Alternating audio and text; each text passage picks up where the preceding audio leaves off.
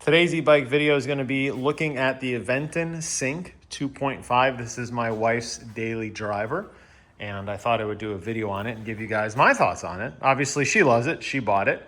If you haven't watched any of my content or you're new to the channel, I'm a pretty big e-bike guy. I just picked up a Segway Safari. I love it.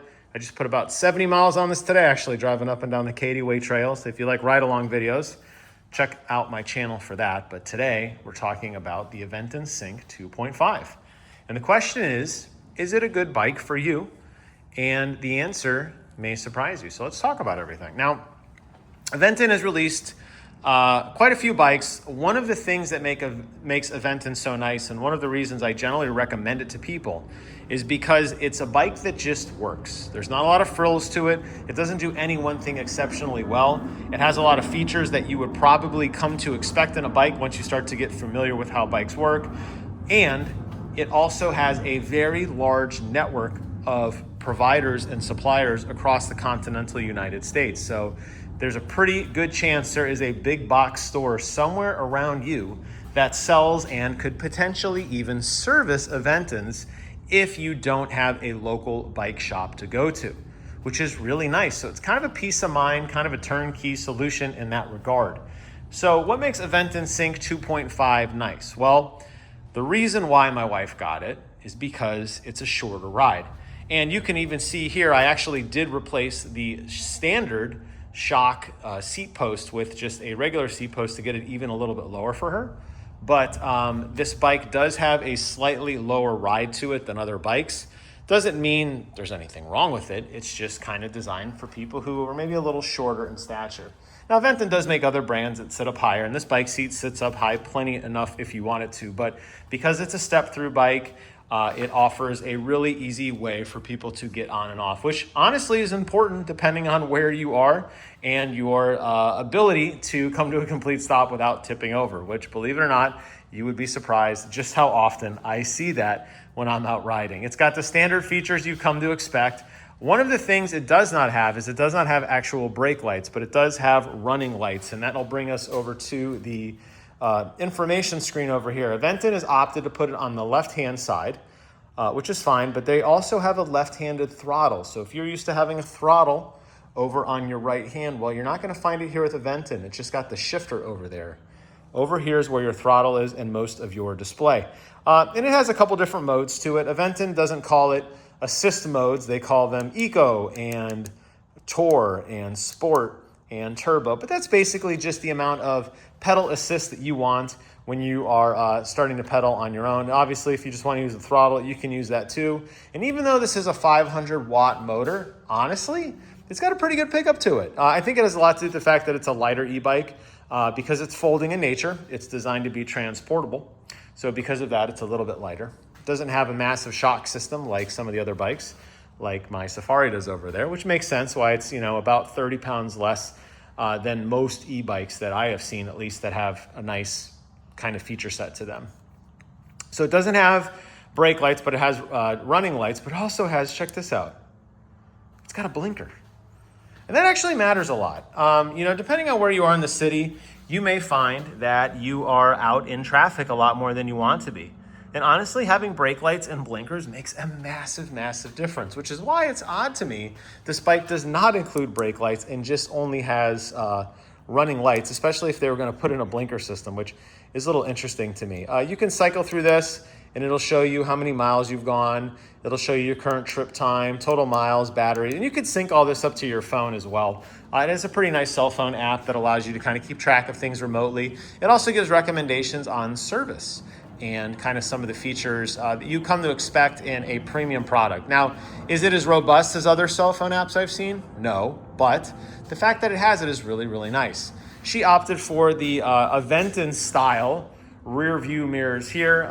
This is actually from the Aventon store. They screw right on, although I suspect any aftermarket rear view mirror would work. And we also went ahead and got her a pizza tray, which you can see under here, and then she also has the basket, which is really, really nice too. It straps down, very easy to remove, and it also comes with a really nice rain cover, so if you want to cover over the top, if you have food or anything, you can. Now, it's not insulated, which is a little disappointing to her. I may end up inheriting this bag. She may want to get an insulated one, but for now, it does the trick. Right now, we just leave her tools and stuff in there, water bottles, books, journals, whatever we need when we're out, cruising around in the city, which it's nice to have. And it's big enough for most basic grocery things and food items that you need, any kind of takeout. And then this does, even though it's meant to be more for rain protection, it does provide a little bit of insulation in the sense that it does keep some of your food warm. So that is kind of nice to have. It is a folding bike, as I mentioned.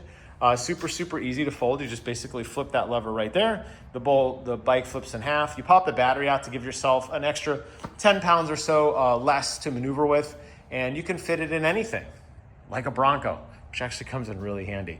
It also includes a built-in standard rack on the back, and unlike my Segway, it's actually not crooked. It's right down the center. It looks really good. The craftsmanship is nice. This one, I believe, supports about 50 additional pounds. It says 55 here, but it's nice. You can bolt pretty much anything on there. You can put that bag on the back if you want, but she wanted the pizza rack in the front, and that's totally fine too.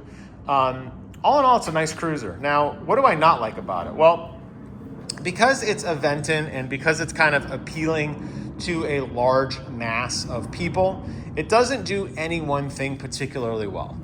The shocks are okay. They're not the best. They are hydraulic brakes, which is definitely a plus. They are, it's a nice smooth ride with fat tires, although with the 500 watt motor, as opposed to the 750 watt motor, even though it does have a capability to do light off-road, it does tend to bog down when you're in thick grass, dirt, or going uphill. So keep that in mind as well. And like I said, it does everything good, just not great. And that's okay considering the price point. I mean, this is by no means a cheap bike, but this is also reliable for what it needs to be. They didn't do anything crazy. They didn't do anything over the top. It doesn't have some crazy suspension system like a P51. It doesn't have, like cutting edge map navigation and battery information like a Segway. It doesn't have insane, ridiculous pickup speed like a Ghost Cat. Obviously, those aren't street legal anyway, but you get my point. But it just does everything good, and I like that about it, and it's simple, and it's a fun first ride. So if you're somebody who's looking to get into e-bikes, if you have not yet started on an e-bike, I don't know if I'd necessarily recommend a Segway Safari for being your first e-bike. I don't think I would. But would I recommend an Aventon? Absolutely. And a Sync 2.5, it's taken all the problems that the Sync 2 have. It put on nicer brakes. They put on a little bit better, more bells and whistles, and they made it a much more feature-rich bike that I think you would be proud to own. And I like it. I have taken this out for a spin before. There are times when we get, halfway down the trail, we'll swap, and then, she'll take over the Segway and I'll take over this. And I have a ton of fun riding this bike. It works well. The only regret I have, and again, this is a unique thing to Segway and some of the other performance bikes, it doesn't have that nice shock and suspension system at the bottom. And because I had to remove her seat post and give her a standard seat to lower it a little bit more, it doesn't have that seat suspension in it. It does ride a little bit harder than I'm used to. Even though with that suspension, honestly, I don't know. Those seat post things, I'll do another video on those, but I think the jury's out on how great those really are. But I'm not trying to dump on this at all. I think it's a phenomenal ride, and she loves it. And honestly, it got her into biking. And for me, that's a win. The fact that she now can go out with me, she has her own ride, she can put her own accessories on it, which obviously she did, is awesome. And it's so much fun to ride in a pair as opposed to just going by myself all around the state of Florida, which is what I typically end up doing. But if you're interested in a bike and you are new to it, I do recommend Aventon. I'm not saying it has to be the Sync 2.5.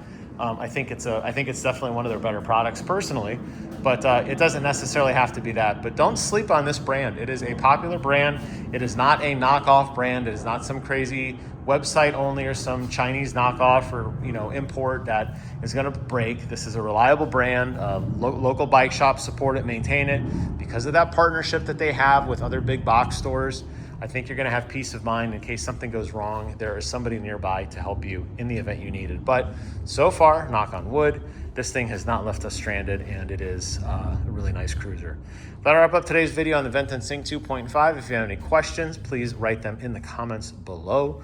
While you're down there, please consider subscribing to the channel, checking out my e-bike playlist. I got a lot of stuff on there, ride-alongs, accessories, bike reviews. Trying to build up that channel a lot. Obviously, my content has been primarily focused on video games, but I do sure love e-bikes. And after riding for a little over 4 hours today, I think I've earned a rest. That'll wrap up today's video. Thanks again for watching. See you in the next one.